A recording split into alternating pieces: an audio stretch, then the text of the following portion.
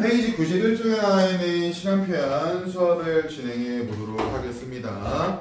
교과서 보면서 시간표현 개념 좀 잡아드릴게요. 합니다. 맨 위에 시간표현이라고 나와 있는 거 볼게요. 어떤 시점을 기준으로 하여 라고 나와 있죠. 거기 나와 있는 어떤 시점 동그라미 쳐볼까요? 그럼 여기서 어떤 시점이라고 하는 것이 정확히 무엇인지는 모르겠지만 어떤 시점이 기준이 된다는 점 여러분들이 이해하는 데 있어서 어렵지 않을 겁니다. 이어서 볼게요. 기준으로 하여 여기 동그라미 어떤 사건이나 상태 어떤 사건이나 상태의 무엇을 시간적 위치를 어떻게 표현한 것이다. 동그라미 쳐볼까요? 언어적으로 표현한 것을 시간 표현이라고 한답니다. 다시 설명드릴게요. 어떤 시점을 기준으로 하여 어떤 사건이나 상태의 시간적인 위치를 언어적으로 표현하는 것을 시간 표현이라고 한다. 그래서 지난 시간에 저희가 높임 표현에 대해서 공부를 했는데 높임 표현에도 뭐가 나와 있었어? 언어적으로 높고 낮은 정도를 나타낸다 라고 나와 있던 게 높임 표현의 정의였을 겁니다. 그러니까 문법 요소는 일반적으로 시간 표현이라고 하면 시간이라고 하는 것을, 높임 표현이라고 하면 높고 낮은 정도라는 것을 언어적으로 나타낸다라고 하는 포인트가 있으니까 이 부분에 대해서 언어적이라는 세 글자 여러분들이 정확히 알고 계셔야 되고, 그럼 여기서 말하는 어떤 시점과 어떤 사건 상태를 뭐라고 하는지는 그 아래 나와 있는 내용으로 정리해 드릴게요. 아래 갑니다. 시제 동그라미. 시제라고 하는 건 저희가 영어 시간에도 굉장히 많이 배웠을 거야. 뭐 과거 시제, 현재 시제, 미래 시제, 이러한 과거, 현재, 미래가 나올 텐데 같이 보겠습니다. 어떤 일이 과거에 일어났는지 과거 동그라미, 현재에 일어나고 있는지 현재 동그라미, 미래에 일어날 것인지 미래 동그라미. 그럼 과거, 현재, 미래를 시제라고 한다. 어렵지 않겠죠? 문법적으로 구별하여 보여주는 시간 표현이다. 그럼 결국에 이 시간 표현이라고 하는 것을 교과서에 나와 있는 내용을 그대로 적용을 하면 문법적으로 구별해서 나타낼 때 우리는 뭐라고 한다? 시제라고 설명을 한다.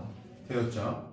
그럼 시간 표현이라고 하는 네 글자의 의미와 시제라는 두 글자의 의미가 객관적으로 좀 다른 측면이 존재하니까 시제는 뭐고 시간 표현은 무엇인지 여러분들이 각각 구분지어서 인지하고 계셔야 되겠네요. 이어서 볼게요. 일반적으로 시제는 말하는 이라고 하는 걸 두 글자로 바꾸면 화자가 되겠죠. 화자가 말을 하는 때인 동그라미 발화시, 즉 화자가 말하는 시점을 발화시라고 설명을 한대요. 발화시와 동작이나 상태가 일어나는 때인 동그라미 사건시. 그러면 시제가 과거, 현재, 미래로 구분된다라고 했는데 어떨 때 과거고 어떨 때 현재고 어떨 때 미래야를 결정할 때는 발화시와 사건시라는 두 가지의 시간적 표현을 활용해서 적용한다라고 봐주시면 좋을 것 같은데요. 저희 아까 앞에서 어떤 상태나 사건이라고 나와 있는 부분이 있었죠? 그래서 얘를 방금 읽었던 문장의 근거를 통해서 사건시라고 생각하시면 될 것 같고요. 어떤 상황이나 동작이나 사건이 일어나는 시간, 사건시. 반면에 나머지 나와 있는 어떤 시점이라고 하는 건 방금 읽었던 부분을 통해서 화자가 말하는 시점, 즉 발화시다라고 정리할 수가 있겠죠. 그러면 어떤 시점이 발화시고 어떤 사건과 상태가 사건시라고 가정했을 때 과거, 현재, 미래를 나타내는 기준점은 뭐가 된다? 발화시가 된다라는 건 여러분들이 바로 이해하는 데 있어서 어렵지 않으실 거예요. 그럼 어떨 때 과거고 어떨 때 현재고 어떨 때 미래인지는 오른쪽 날개 보세요. 시제의 종류라고 해서 그림이 하나가 나와 있을 거예요. 그 그림을 저는 이제 설명을 해야 되니까 하나를 그리고 여러분들은 그 그림을 가지고 그대로 이해해도 특이사항이 없으니까 그 그림을 가지고 보겠습니다. 지금 제가 직선을 총 3개를 그렸는데 시간을 나타낼 때 기준이 되는 게 발화시라고 했으니까 이 가운데를 일자로 쭉 그리고 얘를 제가 기준이라고 적어 볼게요. 그럼 여기서 말하는 기준이라고 하는 건 발화시가 된다, 사건시가 된다? 발화시가 된다.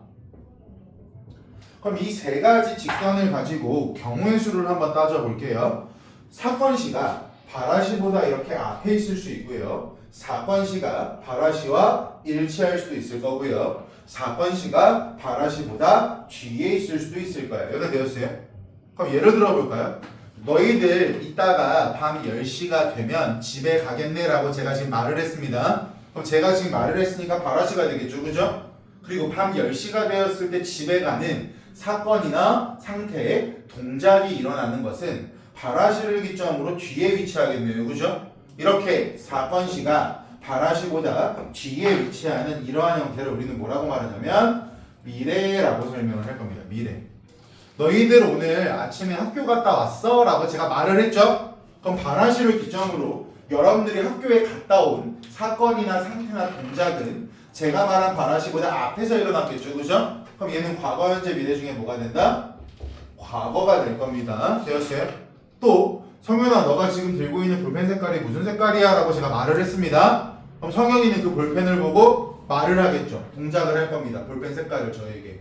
그러면 성현이가 볼펜의 색깔이 무슨 색인지 확인해보는 사건과 색상을 물어본 저의 발화시가 일치하니까 두 번째 나와 있는 건 시점이 언제가 된다? 현재가 될 거라고 되었어요.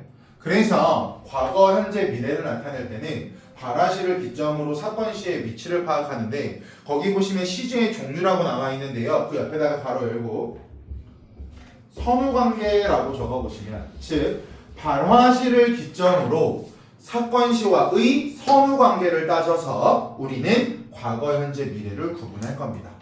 그래서 그 선후관계라고 하는 카테고리에 대해서 여러분들이 정확히 알고 계셔야 되기 때문에 해당 부분에 대해 제가 정보를 알려드렸고요. 아래 나와 있는 과거, 현재, 미래 관련된 설명을 좀 살펴보도록 할게요. 첫 번째입니다. 과거 시제. 사건 시가 발화시보다 앞선데 그럼 사건 시가 발화시보다 앞서죠. 과거. 현재 잠깐 볼게요. 사건 시와 발화시가 일치한대요. 현재죠. 세 번째입니다. 미래 시제. 사건 시가 발화시보다 나중이래요. 미래가 되겠네요. 되셨어요? 그래서 과거, 현재, 미래를 줄글 형태로 표현했을 때 여러분들이 아다르고 어다르게 헷갈릴 수 있으니까 방금 제가 읽었던 문장들에 대해서는 여러분들이 명확히 알고 계셔야 되고 지금부터 시간 표현은요 어떻게 공부할 거냐면 지난 시간에 저희가 배웠던 높임 표현의 경우에는 주체 높임을 나타내는 방법, 객체 높임을 나타내는 방법, 상대 높임을 나타내는 방법이 다 달랐죠. 종결어미를 사용하거나 주격 도달을 사용하거나 높임법별로 종류가 달랐는데 시간 표현은요 과거, 현재, 미래를 나타내는 방법이 크게 세 가지로 똑같습니다.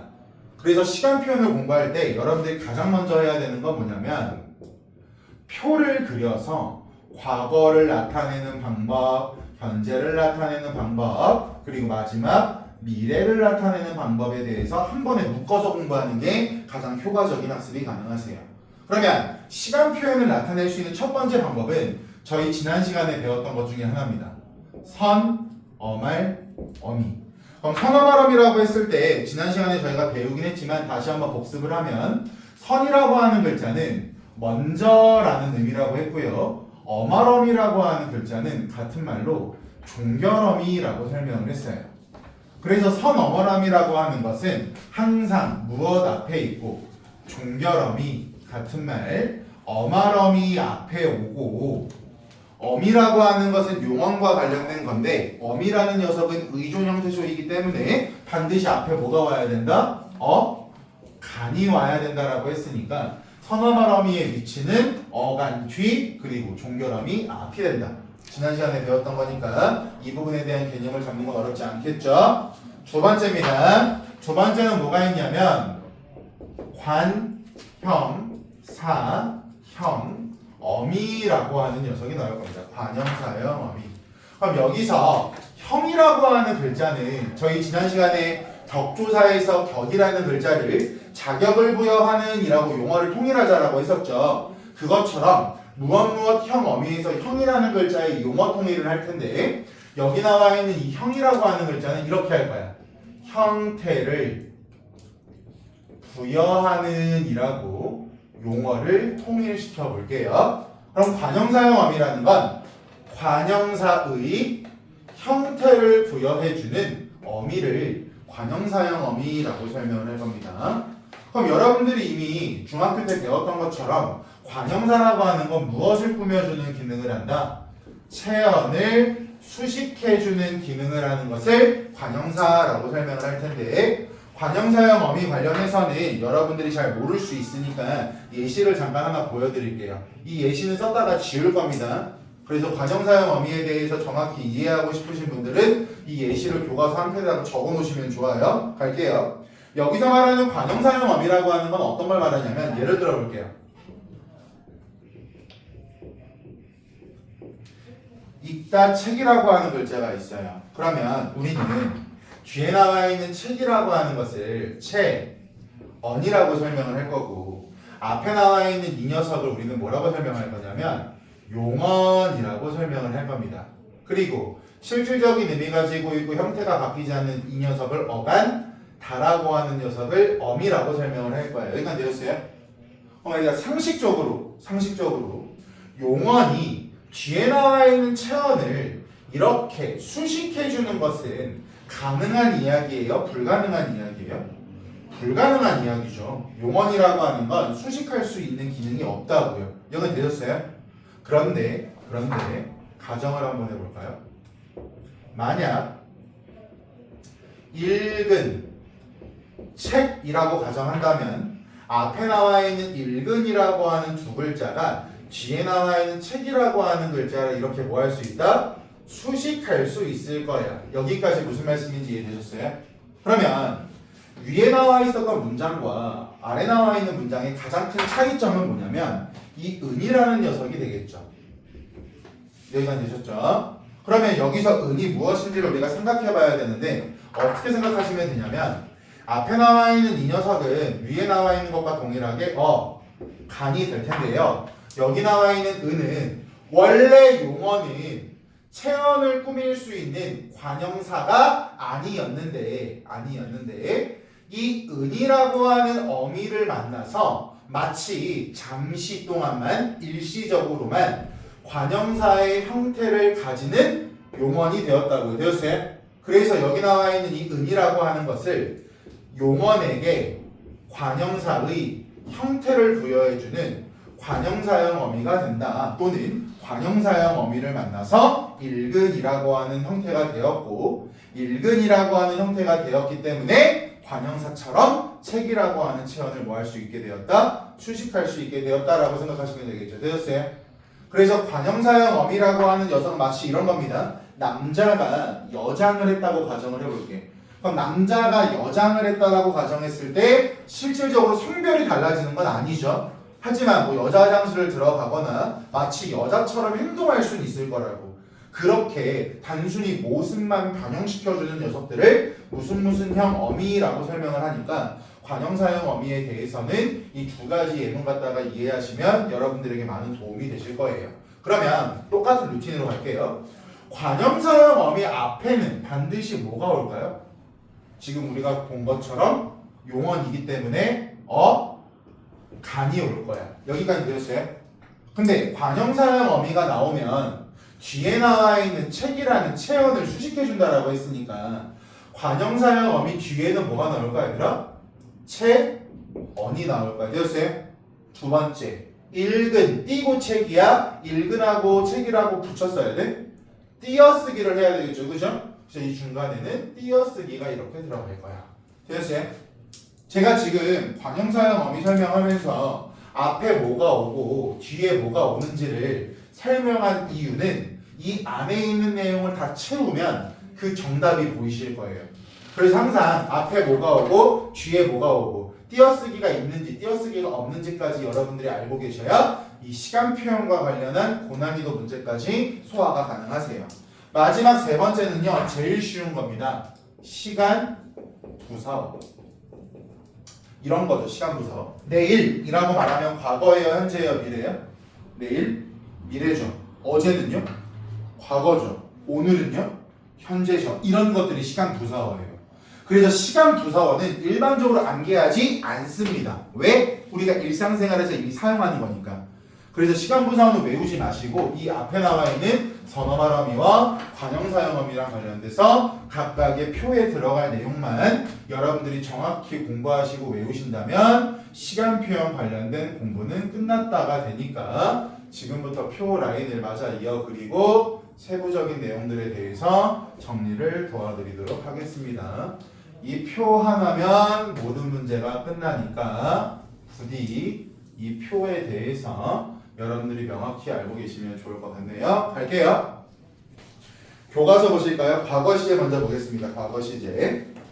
과거 시제는 사건 시가 달아시보다 앞서는 표현인데 첫 번째 1번입니다. 선어말음이 무엇을 쓴대요? at 또는 ot을 사용한다. at 또는 ot을 사용한다. at 또는 ot을 사용한다. 두 번째 2번입니다. 먼 과거나 현재와 다른 상황에서는 무엇을 사용한대요? 두 번째는 at, ot이나 ot을 사용한다. 그럼 얘들아, at, ot과 ot을 공부할 때 어떻게 공부하면 좋냐면 우리 문학작품 공부할 때 똑같은 말 두 번 반복하면 강조라 그랬잖아요. 그렇기 때문에 at, ot이 과거니까 at, ot을 두 번 쓰면 과거 플러스 과거니까 굉장히 먼 과거다 라고 생각하시면 깔끔하게 끝날 거예요. 되셨어요? 그리고 이 at, ot과 ot이라고 하는 것은 교과서에 없지만 적어놓을까요? 단절. 즉 현재와 완벽히 단절되어 있다라는 의미를 줄 때 at, ot 또는 ot이라는 녀석들을 사용하니까 해당 부분에 대해서는 여러분들이 미리 알고 계시면 좋을 것 같네요. 다음 세 번째 3번입니다. 3번. 회상에는 무엇을 사용한대요? 더를 사용한대요. 그럼 여기서 나와 있는 이 더라고 하는 녀석은 어떨 때 사용한다? 무언가를 회상할 때 더라는 녀석을 사용한다.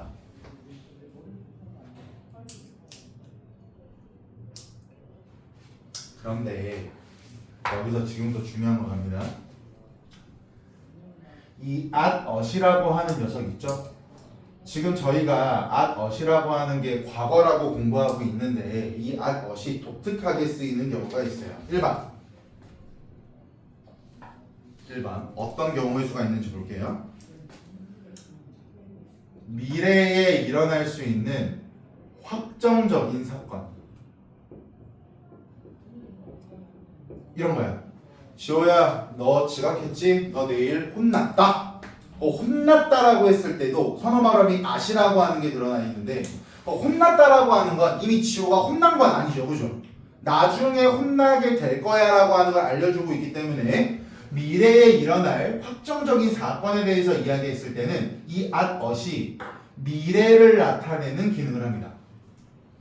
원래 at, ot이라고 하는 건 먹었다처럼 과거를 나타낼 때 많이 사용이 되지만 너 지각했기 때문에 내일 혼났다라고 했을 때는 미래에 발생할 수 있는 확정적 사건을 말하기 때문에 그때 과거가 아닌 미래를 나타낸다. 두 번째 2번 과거에 일어난 사건이 있을 거야. 과거에 일어난 사건이라고 하면 여러분들이 출생하게 된 것도 마찬가지고요. 여러분들이 초등학교 다닌 것도 마찬가지고요. 과거와 관련된 모든 것들이라고 봐주시면 되는데 과거에 일어난 사건이 현재까지 지속이 되거나 현재에 영향을 주고 있을 때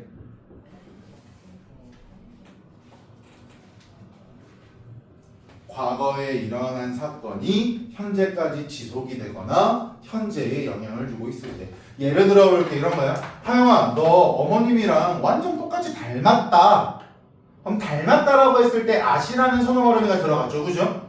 그럼 하영이는요 태어났을 때부터 어머니와 생김새가 똑같이 유지가 되고 있다라고 볼 수가 있을 거예요. 되셨어요? 그럼 과거에만 닮았고 지금은 완전히 다르게 생긴 건 아니죠. 그래서 이런 것을 과거에 일어난 사건이 현재까지 지속이 되거나 또는 현재에 영향을 주고 있는 것이다 라고 하고 이때의 시간은 뭐라고 설명되냐면 과거가 아니라 현재 시제라고 표현이 돼요. 그래서 제가 지금 빨간색으로 적고 있는 건 at, at은 일반적으로 과거를 나타내는 기능을 하지만 독특하게 미래를 나타내는 케이스도 있고 현재를 나타내는 케이스도 있다라고 정리하고 계시면 돼요. 얘가 왜 중요하냐면 이따가 배우겠지만 저희가 중학교 때 배웠죠. 미래를 나타내는 선어 발음이 개시 있다라고는 이미 알고 계실 거예요. 이 객과 관련해서 저희가 중학교 때 배울 때 뭐라고 배웠냐면 미래 추측 의지 가능성이라고 해서 선어 발음의 개시는 무조건 미래를 나타내는 것이 아니라 가능성이나 의지나 추측을 나타낸다고 배웠던 것처럼 고등학생이 되면 이러한 미래 추측 의지 가능성이 과거나 현재에도 출제가 되기 때문에 이 부분을 여러분들이 명확히 알고 계셔야 다양한 문제를 푸실 수가 있습니다. 이어서 현재로 내려가지 않고 관형사형 어미 관련된 걸 채울 텐데 교과서에서는 오른쪽에 시간을 표현하는 관형사형 어미라고 표가 나와 있는데요. 보기가 굉장히 불편합니다. 그래서 저희는 이 부분을 어떻게 정리할 거냐면 표에다가 선을 하나씩만 더 그을 텐데요. 시간 표현이 이래서 복잡해요. 갈게요. 어감이라고 했을 때 우리는 용언을 생각할 수 있고요. 용언이라는 건 동사와 형용사가 있겠죠. 그죠? 근데 여기서는 이렇게 합니다. 동사에 결합하는 것들이 있고요. 동사에 결합하는 녀석들이 있고요. 형용사에만 결합할 수 있는 녀석, 그리고 서술어의 자격을 부여해주는 서술격 조사에만 결합할 수 있는 녀석들로 박스를 한 번 더 쪼개셔야 됩니다. 이래야 모든 문제를 푸는 데 있어서 헷갈리지 않으세요. 동사에 결합할 수 있는 녀석과 형용사에 결합할 수 있는 녀석이 다르다. 한번 갈게요. 관형사형 어미는 뭐가 있냐면 동사에 결합하는 경우에는 이 녀석이 있고요. 두 번째는 던이라는 녀석이 있습니다. 반면에 관형사형 어미를 통해서 과거를 나타낼 때 형용사나 서술격 조사 뒤에는 던이라고 하는 녀석이 결합할 수 있습니다. 정리를 도와드리면 잘 보세요. 여기 나와 있는 이 은이라고 하는 녀석은 지난 시간에 배웠던 것처럼 이 을을 남겨서 은이라고 적거나 을을 생략시켜서 니은이라고 적을 수 있다는 거 어렵지 않겠죠? 두 번째입니다. 이거 나오면 유레카. 잘 봐. 선생님, 관형사형 어미는요 동사나 형용사에 던이라고 하는 녀석이 똑같이 결합될 수 있으니까 굳이 구분할 필요 없는 거 아닌가요? 라고 질문하실 수가 있어요. 그런데 세부적인 의미가 달라요. 형용사에 결합되는 관형사형 어미 던은요 과거에 어떤 상태를 나타내는 의미를 가지고 있고요. 과거에 어떤 상태를 나타내는 의미를 가지고 있고요. 위에 나와 있는 던은요. 위에 나와 있는 던은 과거에 완료되지 않았다는 의미를 가지고 있습니다. 그래서 위에 나와 있는 던과 아래 나와 있는 던이 가지고 있는 의미가 미묘하게 다르니까 여러분들께서는 저기까지 알고 계시면 많은 도움이 되실 것 같아요. 그러면 거기 오른쪽에 나와 있는 것도 한 판으로 정리해드렸고 시간부서는 제가 안 한다라고 했죠? 얘는 여러분들 알아 채우세요. 넘어가겠습니다. 현재 시제 가겠습니다. 현재 시제는 사건 시와 발화 시가 일치하는 시간 표현인데 동사는 동사 나왔네. 선어 발음이 는과 니은. 그럼 여기 들어가는 건 는이라는 녀석과 니은이라는 녀석이 사용된다라는 거 어렵지 않겠네요. 그죠? 는과 니은. 그리고 형용사와 서술격 조사는 기본형을 쓴대요. 그럼 여기서 말하는 기본형이라고 하는 건 별도의 선어말 어미가 사용된다, 사용되지 않는다? 사용되지 않는다라고 봐주시면 되겠죠. 예쁘다. 예쁘다라고 하는 게 형용사인데 예쁘다라고 하는 글자에는 아무것도 결합이 되지 않았죠? 이런 걸 현재라고 설명을 한다고. 그런데 갑니다. 여기 나와 있는 는이라고 하는 선어말 어미와 니은이라고 하는 선어말 어미도 과거 시제에서 봤던 at, 어처럼 독특하게 사용되는 케이스가 존재합니다. 첫 번째, 1번. 보편적 진리를 나타낼 때 지구는 자전한다 또는 지구는 계속 돈다 라고 했을 때 사용되는 니은과 같은 선어말 어미를 보편적 진리를 나타낸다 라고 설명을 하고요. 2번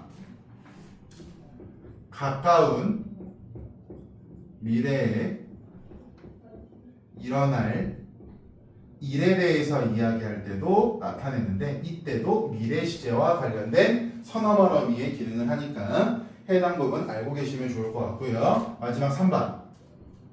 과거에 일어났던 역사적 사실을 현재화할 때도 는과 니은이라는 선어머러미가 독특하게 활용이 되는데 현재 선어말함이 는과 니은의 1번, 2번, 3번 같은 경우에는요 기본적인 틀 잡아놓고 실제로 문제 풀면서 여러분들이 많은 예문을 보시는 게 가장 편하실 거예요.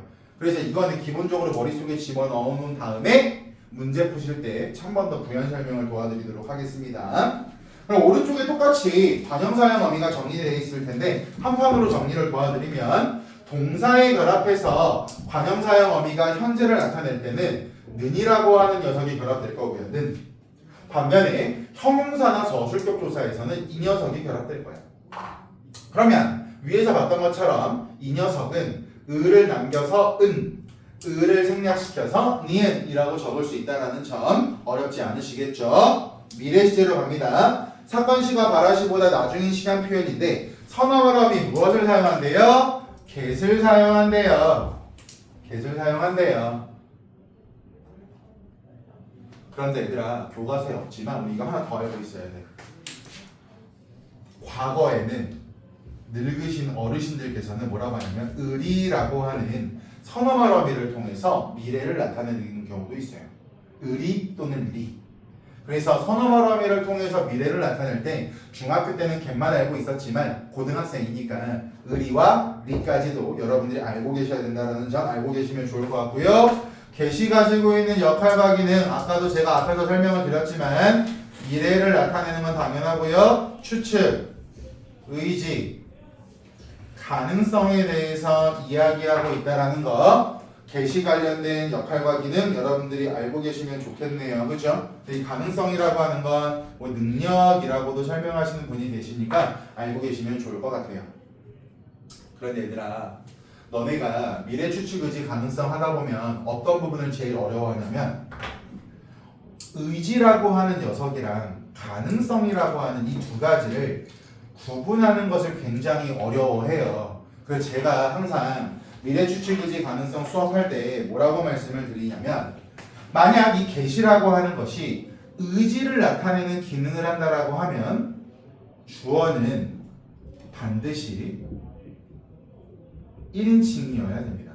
그럼 여기서 1인칭이라고 하는 건 예를 들어서 나 또는 우리가 되겠죠. 의지와 가능성이 헷갈릴 때는 어떻게 하면 된다? 주어를 보면 된다. 주어가 반드시 1인칭이어야 되는 건 의지가 된다라고 방금 말씀드렸으니까 얘는 눈으로만 보세요. 예시 하나 보여드릴게요. 너도 할 수 있겠다. 그럼 잘 보세요. 너도 할 수 있겠다라고 했을 때 너라고 하는 건 몇 인칭이죠? 2인칭이죠? 그럼 너도 할 수 있겠다라고 하는 걸 의지라고 봐야 돼요? 가능성이라고 봐야 돼요? 가능성이라고 보면 된다고. 됐어요? 그렇기 때문에 의지와 가능성을 구분하는 데 있어 굉장히 헷갈릴 테니 우리는 주어를 가지고 주어가 1인칭일 때를 생각하면 된다. 되셨어요? 이걸 보시면 간단하게 끝날 겁니다. 그 다음에 이어서 오른쪽에 나와 있는 관형사형 어미를 정리해드리면 관형사형 어미는 이 녀석이 있겠지. 근데 얘는 똑같이 을을 남겨서 을을 생략해서 리을이라고 적으면 된다는 거 어렵지 않겠죠? 그런데 여기서 이게 나와요. 이렇게도 나옵니다. 할 것, 먹을 것, 입을 것 이런 식으로 관형사형 어미와 것이 결합할 수 있는데 얘가 어떤 게 독특하냐면 시험 문제 이렇게 나와요.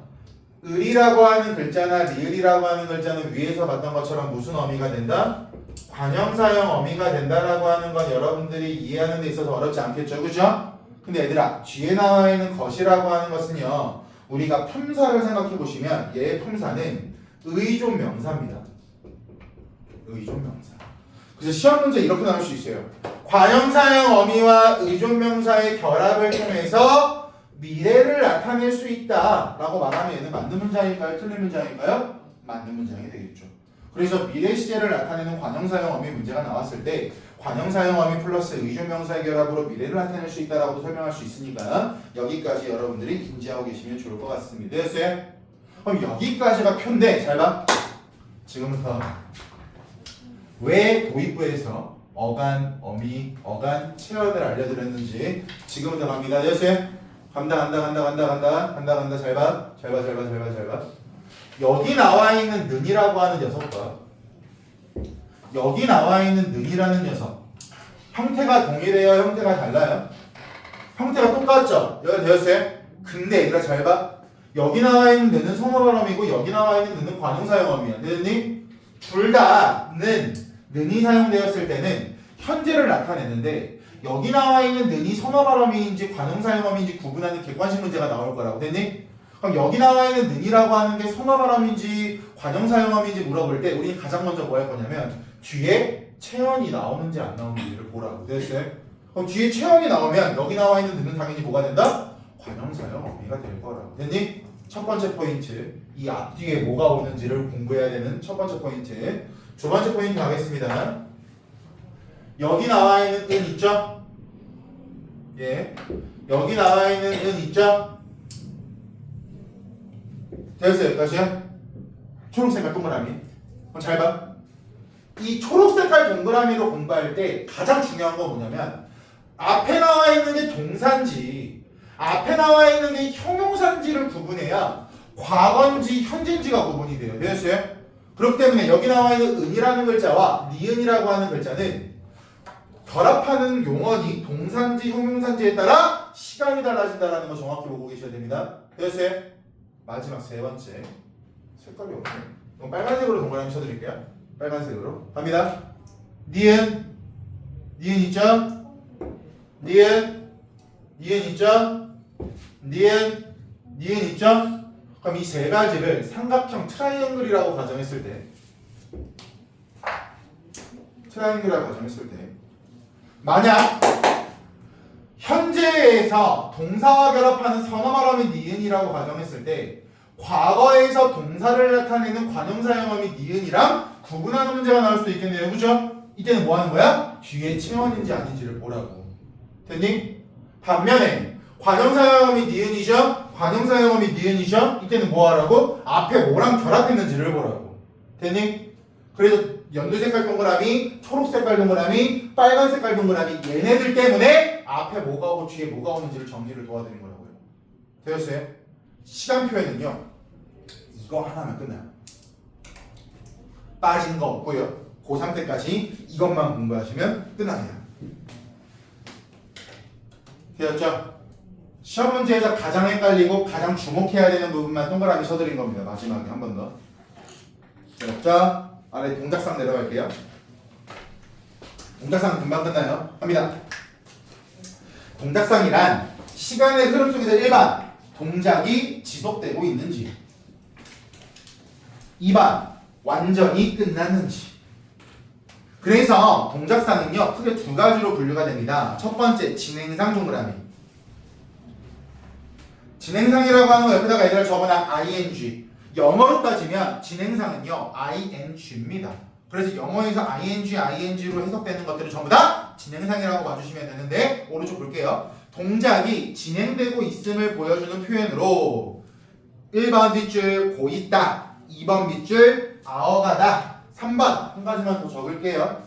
공간이 없으니까 제가 오른쪽에 나와 있는 이 시간부사어 좀 지우고 여기다가 적어드리면 진행상은 연결어미라고 하는 녀석을 통해서도 나타낼 수 있는데 동작상을 나타내는 연결어미는 이게 있어요. 음연서 또는 면서. 저 음연서나 면서가 사용되면 동작상이다. 진행상이다. 아래 완료상 내려갈게요. 얘들아 완료상은 옆에다가 뭐라고 적을 거냐면 and라고 적으면 안 되고요. 완료상은 pp입니다. 현재 완료, 과거 완료 할 때 pp. 그냥 and라고 알고 있으면 완료상은 다 틀려요.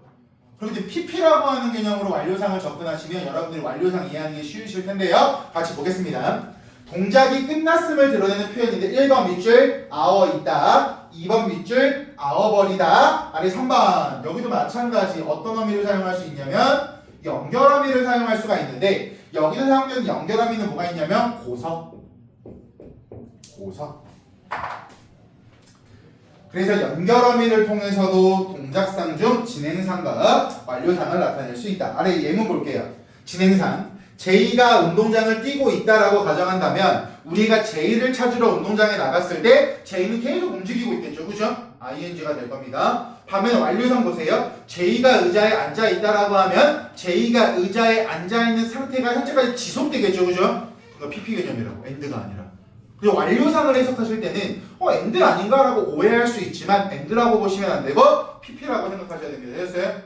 마지막 오른 날개 보시면 동작상과 시제라고 하는 그 네모 박스 하나 찾으셨어요? 한번 읽어볼게요. 밑줄. 동작상은 시제와 결합하여 나타낼 수 있다. 그래서 동작상 따로 시제 따로가 아니라 동작상과 시제는 같이 사용될 수 있다는 점 확인하시고 아래 고있다에 쓰인 별표 5개가 가보시면 고있다라고 하는 것을 저희가 진행상에서만 봤는데 여기서는 그렇게 생각하시면 안 돼요. 같이 읽어볼게요.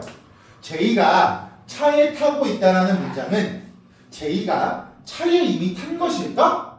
타고 있는 중일까?